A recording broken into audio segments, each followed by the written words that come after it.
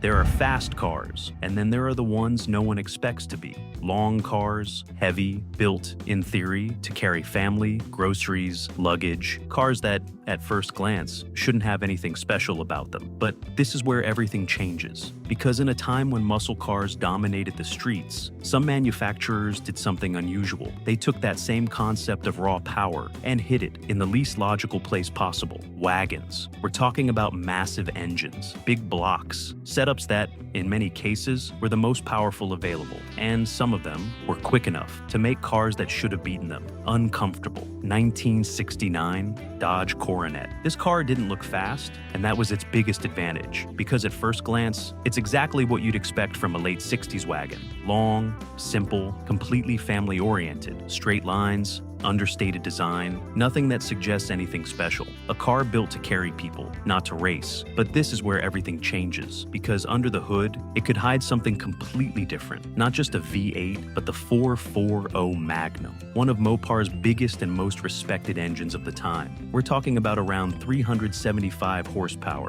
with a level of torque that simply didn't make sense in a car like this. And that transforms the entire experience, because this wasn't a light car, it wasn't agile, but when you pressed the accelerator, the response was immediate, strong, direct, almost unexpected. It didn't launch like a pure muscle car, but it had something just as important: constant pull, the kind that doesn't stop. And here's the contrast that defines the entire video. While muscle cars made it clear what they were from the very first second, this one didn't. This one deceived you.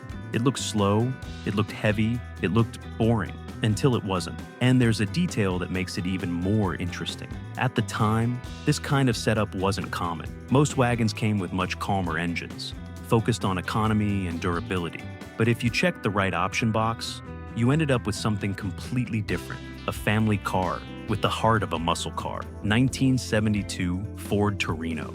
It looked slow, and there was no reason to think otherwise. Big, long, heavy, with that early 70s design, more solid, less aggressive, more focused on comfort than anything else. At first glance, it was exactly what you'd expect from a wagon. But this is where the illusion begins, because under the hood, it could carry something completely out of place. The 429 Cobra Jet V8, one of the most serious engines Ford had at the time. Official numbers around 370 horsepower, but with massive torque, the kind that moves the car effortlessly, regardless of its weight. And in a wagon like this, it made no logical sense, because this wasn't a small car. It wasn't light, and yet, when it accelerated, you felt it. It wasn't a violent explosion. It was something heavier, more forceful. Like the car simply pushed everything out of its way, and that made it dangerous in its own way, because no one expected that behavior. No one looked at a Torino wagon and thought about performance. And that's the contrast. A completely family-focused appearance, paired with one of the biggest engines available. There's an important detail that helps explain it. In the early 70s, it was still possible to equip large cars with truly serious engines, before regulations began to completely reshape the industry. And cars like this are proof of that moment, because shortly after, this would no longer be normal. And when you look at its value today, that's reflected. A Ford Torino wagon with a 429 engine in good condition typically ranges between $18,000 and $35,000, depending on originality and condition.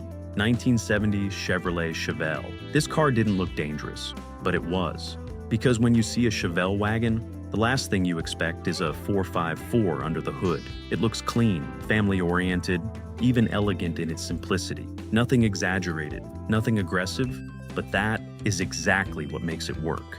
Because Chevrolet allowed something unusual at the time. You didn't just get a Chevelle wagon, you could get it with the biggest engine available. The 454 LS5, around 360 horsepower officially, but with brutal torque. The kind you don't need to rev high to feel. You just touch the throttle, and the car responds. Strong, heavy, forceful.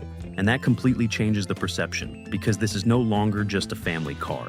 It's a muscle car in disguise. And here's what makes it interesting. Most people who bought these cars didn't choose this configuration. They went for smaller engines, more logical for everyday use. But the few who checked that option ended up with something completely different. A car that, in a straight line, could surprise a lot of people.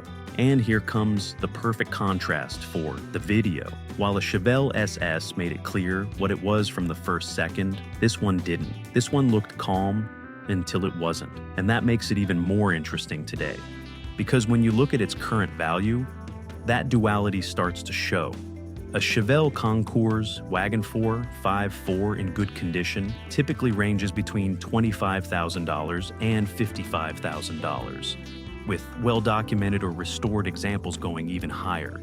It's not the most expensive, but it's one of the most interesting, because it doesn't try to be anything more, and still ends up being much more than it seems. And now I want to hear from you. Out of everything we've seen so far, which one would surprise you the most on the street? The raw brutality of the Coronet, or this Chevelle that hides everything behind a much cleaner look?